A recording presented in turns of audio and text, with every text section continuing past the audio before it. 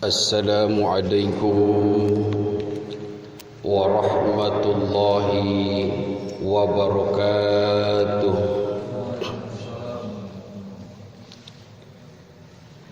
Alhamdulillahi wa kafa, wassalatu wassalamu ala sayyidina Muhammadinil Mustafa wa ala alihi wa ashabihi ahli sidqi wal wafa. Amma ba'd.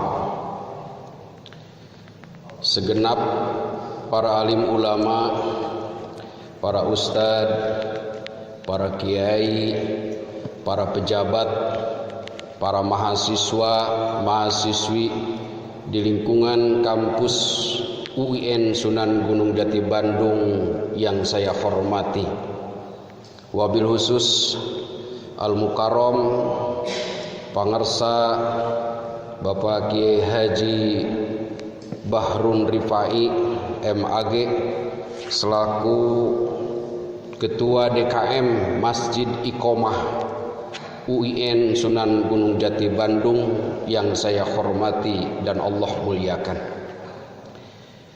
Saudara-saudara hadirin kaum muslimin, jamaah duhur rahimakumullah.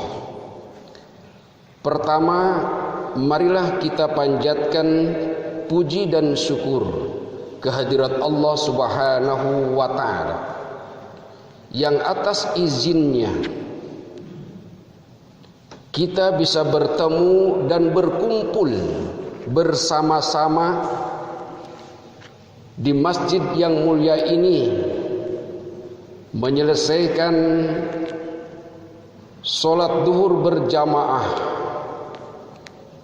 dengan penuh harapan semoga segala aktivitas amaliyah ibadah kita saat ini khususnya diterima oleh Allah Subhanahu wa ta'ala. Amin Allahumma ya Rabbal alamin. Saudara-saudara hadirin kaum muslimin, jamaah duhur Masjid Iqomah UIN Sunan Gunung Jati Bandung rahimakumullah.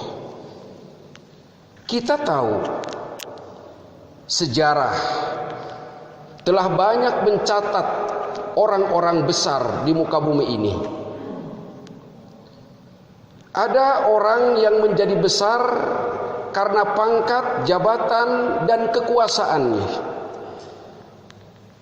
Apabila selesai pangkat, jabatan, kekuasaannya, maka selesai itulah kebesarannya.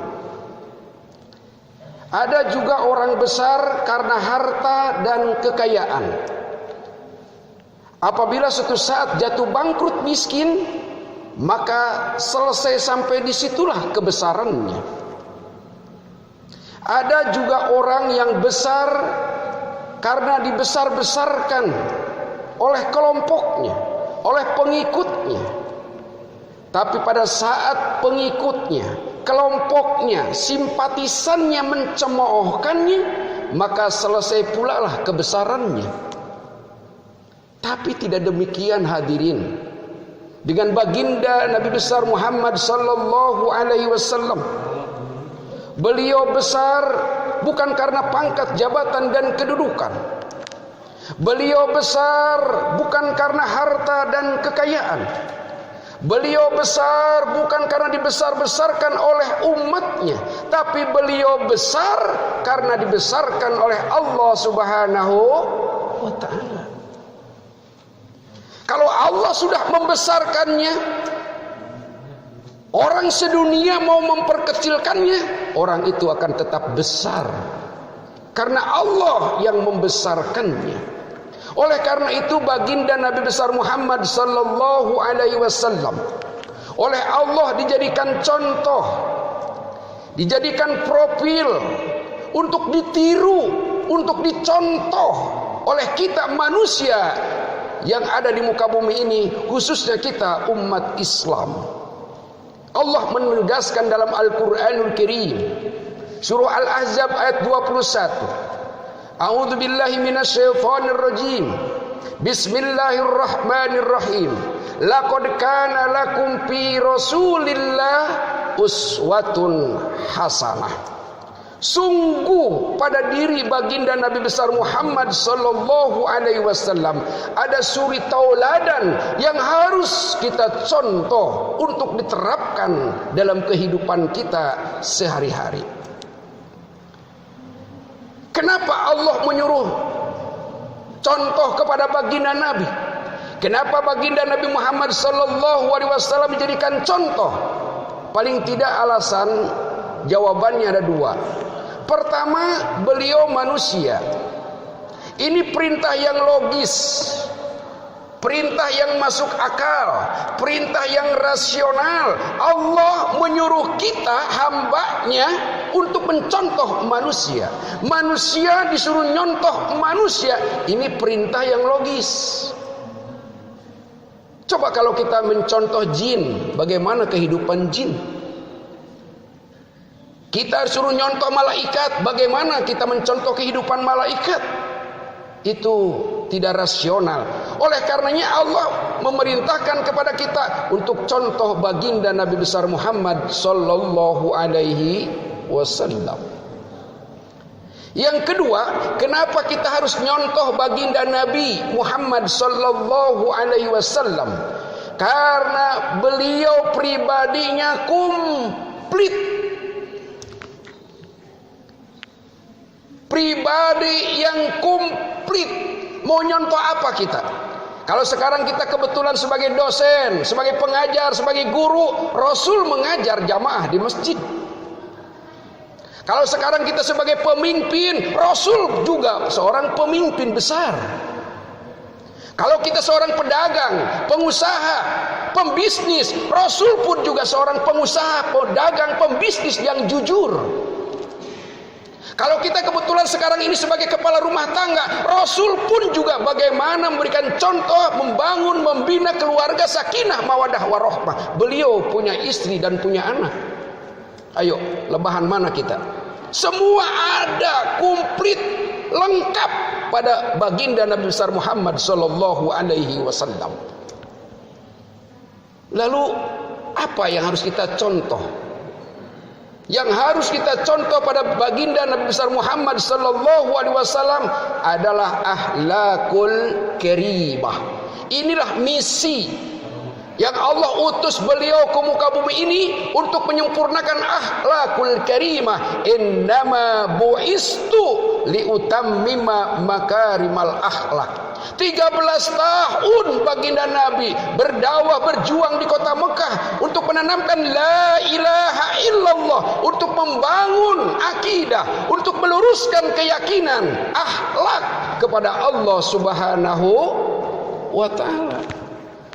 Ini pondasi yang paling fundamental, pondasi yang mendasar, nilai-nilai keimanan yang dibangun, yang diluruskan oleh baginda Nabi besar Muhammad sallallahu alaihi wasallam. Karena iman kita bisa berjamaah di masjid. Karena iman kita bisa baca Quran. Karena iman kita jujur, disiplin. Karena iman kita bisa infak sedekah. Karena iman kita saling sayang menyayangi antara satu dengan yang lainnya. Imanlah yang menggerakkan kita untuk hadir memenuhi panggilan Allah Subhanahu wa taala. Ini akhlak kepada Allah. Satu. Hadirin, kalau kita ingin tahu lebih jelas lagi pribadi baginda Nabi besar Muhammad sallallahu alaihi wasallam, kalau di muka bumi ini ada orang yang paling bersih hatinya, Rasulullah. Orang yang sudah mendapatkan jaminan masuk surga, Rasulullah. Tapi beliau ibadahnya kepada Allah tidak menghalangi itu semua, bahkan semakin lebih dekat kepada Allah Subhanahu wa taala. Padahal sudah dijamin masuk surga. Hatinya paling bersih, mendapatkan rekomendasi dari Allah untuk masuk surga, tapi ibadahnya semakin meningkat. Enggak tahu kalau kita mendapatkan informasi dari malaikat, Abah Bahrun misalnya, bah dosa abah geus dihampura cek Allah teh, abah geus masuk surga, pasti eureun salatna si abah, moal mingpin deui kultum model kieu eureun naon eureun bah masuk surga pangeulana kitu. Tapi tidak demikian dengan Rasulullah sallallahu alaihi wasallam. Itu akhlak kepada Allah. Sehingga Siti Aisyah radhiyallahu anha, beliau bertanya, "Ya Rasulullah, wahai kekasihku, begitu toh-tohan ibadah kepada Allah padahal engkau sudah mendapatkan jaminan masuk surga." Apa kata jawaban Rasulullah? "Afala uhibbu an akuna abdan syakura." Subhanallah. Gak tahu kalau kita. Itu akhlak kepada Allah. Kemudian yang selanjutnya yang dicontoh oleh kita adalah akhlak dengan sesama manusia. Bagaimana Rasulullah memberikan contoh ketika mau berangkat dakwah ke Taif, berhadapan dengan manusia. Ini perintah Allah untuk dakwah ke Taif. Masyarakat Taif di situ harus diluruskan akidahnya, diajak untuk beribadah kepada Allah. Beliau tidak mendapatkan sambutan yang sangat hangat dari masyarakat Taif, tapi kalau mendapatkan sambitan-sambitan. Lain disambut, bah. Rasulullah dakwah ke Taif, kalah disambit. Siga namanya lamun Ustaz Babay doondang ku abah kepanyilekan kamari teu disambut. Kalau disambit balik deui bah kuring mah bah. Balik deui moal datang deui gitu. So pengersa Pak Ajengan Haji Fikri diondang ceramah tabligh akbar jauh, tapi masyarakatnya tidak kooperatif. Masyarakatnya teu narima. Kalau bararaeun komo nepikeun ka nyarekan, nepikeun ngamaledogan mah pasti pundungnya pengersanya. Pasti pundung Pak Haji. Tapi tidak demikian dengan Rasulullah sallallahu alaihi wasallam, Pak Karo. Rasulullah dakwah di kota Taif, disambit, dicemooh, dilempari kotoran, bahkan dikejar-kejar, dilempari sampai pelipisnya berdarah. Pelipisnya berdarah, kakinya sakit. Kemudian berlindung di pohon korma, datang malaikat Jibril. "Wahai Muhammad kekasih Allah, engkau begitu tidak diterima oleh masyarakat Taif, kau dakwah dan ceramah mengajak la ilaha illallah. Bagaimana Muhammad akan aku timbangkan Jabal Uhud untuk menghancurkan warga Taif?" Apa kata jawaban Rasulullah? "Jangan beliau, jangan." Begitu Pak Karo. Jangan. Siga lamun Pak Haji Fikri menang ceramah, terus menang kerepet, menang kasusah. Menang sambit dicarekan terus bener-bener lindung di udak-udak, datang bantuan Satpol PP atau apa, atau datang malaikat. Kumaha Pak Haji, hancurkeun wae warga Taif, sikat Jibril. Pasti begitu. Tapi Rasulullah tidak, "Jangan beliau, saya diutus ini ke muka bumi bukan untuk menghancurkan warga Taif. Tapi kamu disakiti Muhammad, biarin. Darah itu mengucur, biarin beliau. Di tanda dakwah perjuangan. Karena Nabi Muhammad itu manusia berjuang secara manusiawi. Tidak mentang-mentang mengandalkan mendapatkan wahyu, tidak langsung cepat minta tolong kepada Allah. Ya Allah hancurkan, tidak. Inilah hebatnya baginda Nabi besar Muhammad sallallahu alaihi wasallam dibandingkan dengan nabi-nabi yang lain. Nabi Nuh, bagaimana umatnya tidak mau ikut kepada tauhid? Ya Allah, terserah Allah lah. Kumaha kada ieu kaum teh? Kirim beberes Nuh bikin kapal, ajak Nuh iman. Urang turunkeun hujan ngagebret. Banjirlah datang. Nabi-nabi dulu Pak, ketika umatnya tidak mau mengimani Rasulnya, tidak mau mengikuti ajakan Rasulnya, tidak mau kembali kepada Allah, langsung kontan diberikan azab. Umat Nabi Lut diturunkan hujan batu. Tapi tidak demikian dengan umat Nabi besar Muhammad sallallahu alaihi wasallam. Apa kata Nabi kita ketika mendapatkan tawaran dari malaikat Jibril itu? Biarkan, Jibril, enggak apa-apa. Lalu apa yang akan kamu lakukan? Aku izinkan untuk berdoa. Allahumma hdi qaumi fa innahum la ya'lamun. Itu jawaban baginda Nabi besar Muhammad sallallahu alaihi wasallam. Biarin, mereka tidak beriman sekarang, mungkin nanti cucu-cucunya, mungkin anak-anaknya, mungkin keturunannya. Ditungguan umat Nabi mah, ditungguan tobatna. Jadi bersyukur ibu dan bapak jamaah duhur sadayana, ditungguan tobatna. Orang umat Nabi mah ditungguan tobatna.